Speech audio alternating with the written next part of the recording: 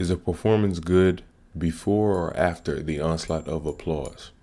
I think many times we fail to give ourselves validation for what we achieve because others don't give us validation for what we are. And I don't mean that to say that other people need to give us validation or that other people are wrong for not, but to say that at the very least we must learn how to give ourselves some type of validation. I'm realizing that the second we give ourselves applause is the second we no longer need to perform. It's sort of a gateway into your own understanding of your own validation.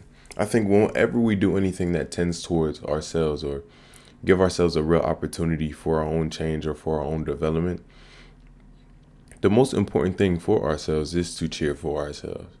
And this is something I've been realizing a lot recently in pretty much everything I'm doing. If I wasn't cheering for myself through in and throughout, then I don't think I'd be able to, be motivated to continue to do a lot of the things that I do. And I say that not to disparage anything, but to say that when we give ourselves a certain amount of validation and effort in said validation, everything that we do becomes a lot simpler because it stops being about perception. I think we lose so much of our energy in worrying about how other people view what we do. We lose so much of our energy in thinking about how whatever we're doing tends towards this and how it appears to this, instead of asking ourselves how it appears to us, instead of deciding how it is to us. We're the only ones who really know our internal workings and know exactly how we function, or at least better than anyone else. So if we know the reason and justification for certain actions of ours, especially ones that tend towards our growth and development, then we have to be the ones to affirm and validate them for what they are, not necessarily just how they seem. I think some of the most freeing experiences that I've had have always been whenever I gave myself the liberty to experience a feeling like happiness or peace or tranquility or, gratitude, without reference to anyone else's opinion, without reference to anyone else's idea, because your gratitude and your feelings are yours and yours alone. I like to use the analogy of like our thoughts painting us a certain way. And we're the only ones who can truly view our color. Yet we act as if everyone else can see it. We act as if everyone else knows exactly what's going on in our head, or to the very least, we think that it matters.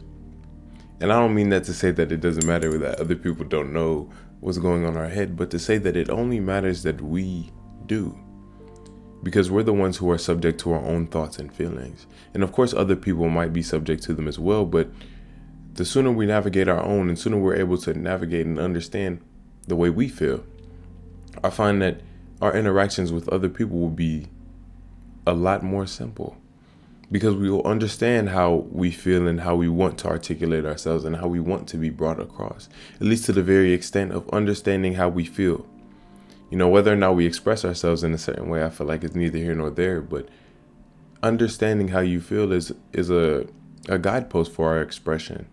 I feel like when we give ourselves the chance to express ourselves to ourselves, it's really only possible through our own self-love enough to let ourselves be out there. No more of ourself can be lost in our inability to let it be found. And I feel like it's always found in pretty much everything that is. And until we give ourselves a real opportunity in the present to give ourselves applause and cheer and gratitude and affirmation, then we're always going to be waiting for something to applaud us. And I don't know, maybe it's just because of what I've been doing recently. Like recently, I've been trying to be a lot more disciplined in a lot of areas of my life. And I'm not sure, like, when you open yourself up to your own efforts in a way, your own trying, your own life, it becomes more of a lived thing than a thought thing. The amount of presence that has been in my life recently has been a lot more than what it typically was. And I think the main contribution to this is my applause for myself, is the cheer that I'm giving to whatever I'm doing. And that's why I think it's important that everyone cheers for themselves. I think it's important that we sort of break the barrier between us and the world around us in a lot of ways. And when I say break the barrier, I'm not necessarily saying that you have to become dictated by everything around you, but to say that you are already part of everything. And it's important to understand what part you are so you can actually make the contribution. I think a lot of us default to just being the way that our circumstances and environment allow, or we just default to whatever we're told that we are and told how we express ourselves. But I think part of us always has some type of niche or some type of feeling that alludes to us being not necessarily more than we are, but becoming more aware of what we currently are. I think that awareness in a lot of ways is our superpower. You know, if we learn how to become aware of certain parts of ourselves, then they become us. If you become aware of parts of yourself that are happy because of this or some random thing, then you learn a way to be happy through that thing. And I'm not saying that we have to be based on certain things to be happy, but to say at the very least we can understand where our feelings come from so long as we are present enough to recognize what makes us feel a certain way. And what I've been realizing is what makes me feel most grounded. I would say what makes me feel most present is always my own affirmation. Not necessarily to say that other people's affirmation doesn't ground me or make me present. It makes me grateful. It makes me happy, of course. But when we give it to ourselves, it's less of a performance thing. Like when you're happy about yourself and happy invested in your own self-love, it's not like you need to express that to the world. You know, what's understood doesn't necessarily need to be said within yourself. And I feel like once you are content in, you know, just being happy about who you are without reference to anything else. And that when I say anything else, I mean any accolade, anything out there. Then you learn that presence was never really something that you had to try. It was always something that you had to really allow. And I think sometimes our minds don't allow us to be present because we always think that there's something that we need to be doing. We always think that there's something that our minds need to tend to. We think that we need to think. And I think that's probably the worst thought that we can ever have. A man who thinks all the time has nothing to think of but thoughts, Alan Watts. I think this quote sort of means that we can't only just think. Who we are is beyond thought many times over, because your thoughts aren't something you produce or something that you tune into, I find. And I feel like sometimes we just get so cyclic and static with our thoughts, and we hold on to the same tune, the same idea, the same feeling that brings about the same thoughts. I think we can recognize that at the very least, when we think of negative things, we feel negatively. And at the very least, when we think of positive things, we might feel positive. And when I say might, I only say that because I think we have a weird disposition of not allowing ourselves to truly feel the positivity that actually is around us. I think we have sort of been trained and indoctrinated to focus on the negative aspects of life. And I think the reason for that is because they're so specific. They're so noticeable in a way. And I think the only reason they're so noticeable is because we really don't allow any positivity to be there. You know, it's sort of like we sit in this mundane ebb and flow, and we're constantly trying to combat negativity. We're constantly trying to make sure our minds don't tend towards something negative, or we're trying to make sure that we don't experience any negative thing. But a lot of negative things are only negative because we call them so, and they only impact us because we allow them to. And I'm not saying that with every single situation that someone does to you or something does to you, but to say that many times, at least in my experience and a lot of experience of people I know, our biggest threat, our biggest negative source is ourselves. And it's never really been about anything else than that. I think sometimes our own negativity and self-doubt stops us from being able to be in the moment to the point where we don't really express ourselves in a way that we want to. Instead, we sort of calculate our expression and we calculate the ways in which we want to be, instead of allowing ourselves to be and viewing it holistically, viewing it from a present perspective enough to recognize what you actually need to work on. I feel like Parts of ourselves that seek out change can't really be seen if they go unacknowledged. And I think sometimes they go unacknowledged in our inability to let them be. We sort of cover up a lot of stuff with sand sometimes. And I think it's important to sort of uncover it and embrace sort of the beauty that is everything. I don't mean that to say that everything is always a good thing, but we have to recognize that good and bad are on the same scale. And we also have to recognize that those are just words that we made up to connote specific things. I think sometimes we're so guided by the words that we use, so guided by the separations that we make from ourselves with our words, that we sort of become defined by how a word sort of makes us feel. And when it comes to ourselves and giving ourselves applause, I think the whole premise of cheering for yourself and self-love and all of those things that encompass that are things that we only expect to hear from other people. And I don't really know why that is. You're with yourself 100% of the time. And I think there's no greater opportunity than to give yourself affirmation, than to give yourself some type of standing opportunity where you are.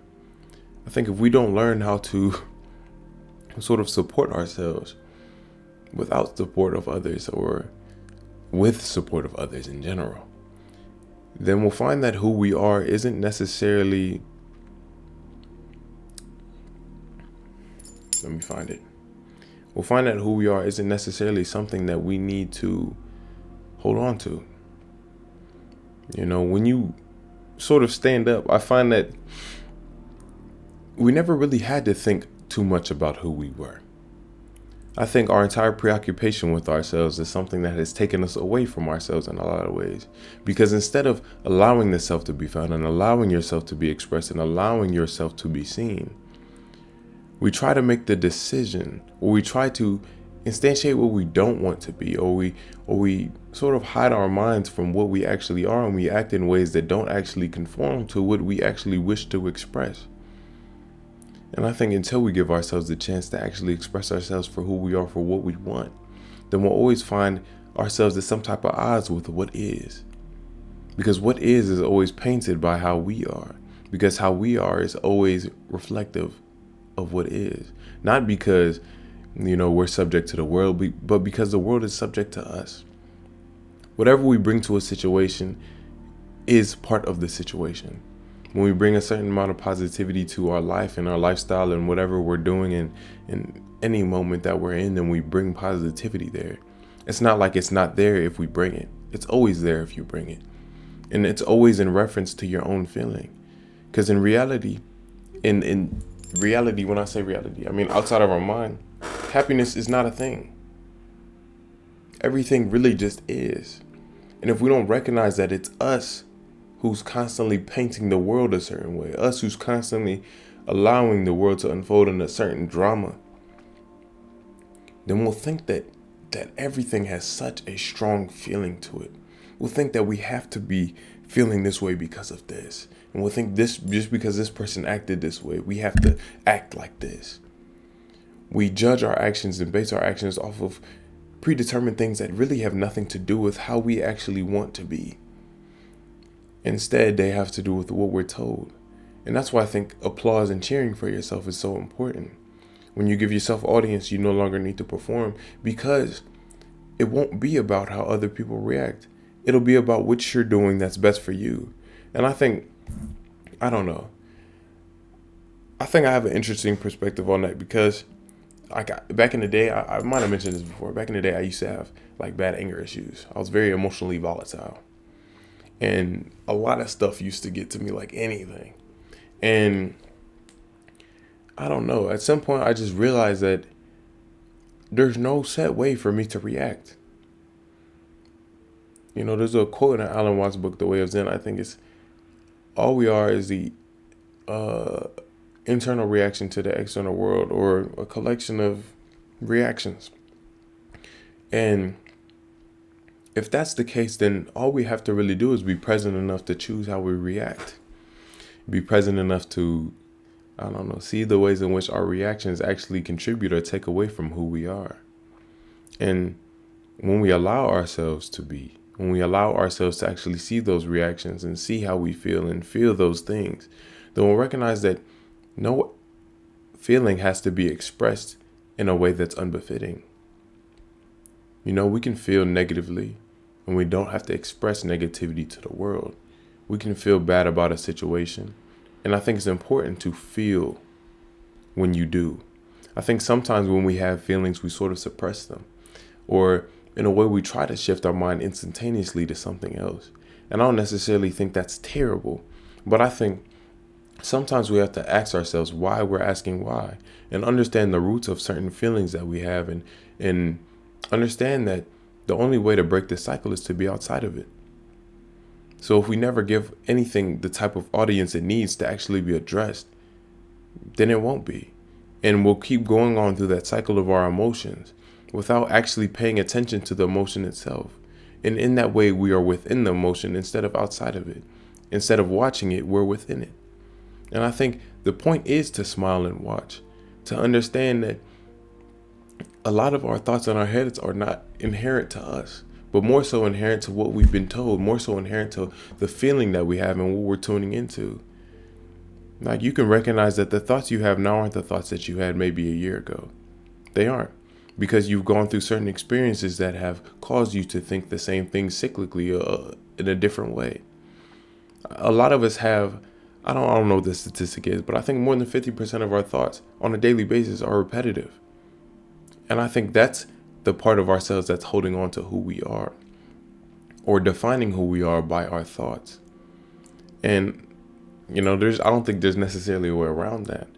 But I do recognize an opportunity to instantiate some type of newness within your thought process, within your performance in a way.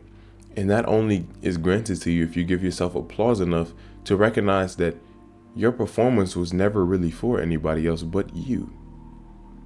You are the experience, because all you can experience is you. We run into other people, we connect with other people, we love other people, we maybe hate other people. I don't know. But do they feel that? Or do we feel it? It's always us who is subject to our own painting, to our own color. And until we learn to appreciate that painting in color, we won't actually try to make the change to, color ourselves in a way that we want, or color ourselves in a way that we need.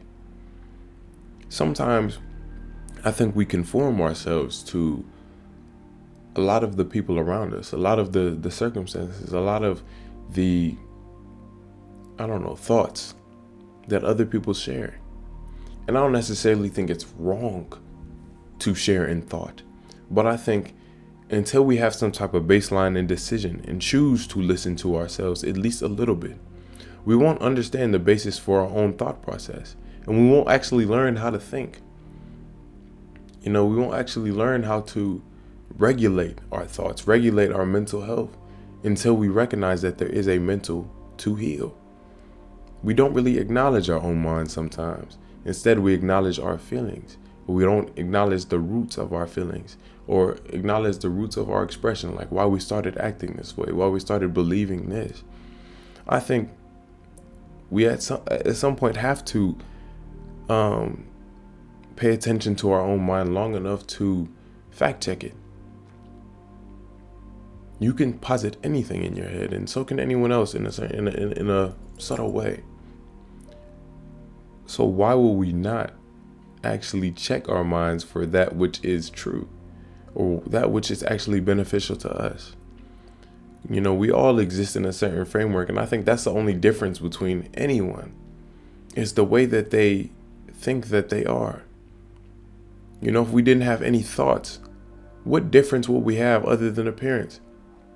There's a certain amount of, a certain amount of wholeness that comes with the realization that you are not your thoughts.